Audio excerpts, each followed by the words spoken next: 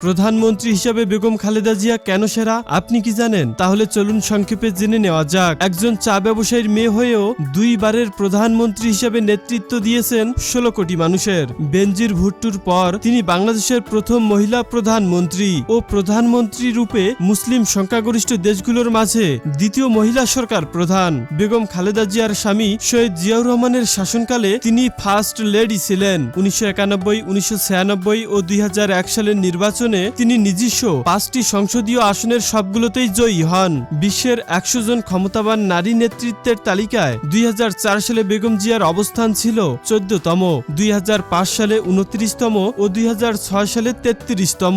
বেগম খালেদা জিয়ার মা বেগম তৈয়বা মজুমদার ছিলেন একান্তভাবে একজন গৃহিণী এবং বাবা ইস্কান্দার মজুমদার ছিলেন একজন চা ব্যবসায়ী। বেগম খালেদা জিয়ার সংক্ষিপ্ত ইতিহাস দ্বিতীয় এপিসোডে দেখতে চাইলে এখনই ভিডিওতে লাইক করে চ্যানেলটি সাবস্ক্রাইব করে রাখুন।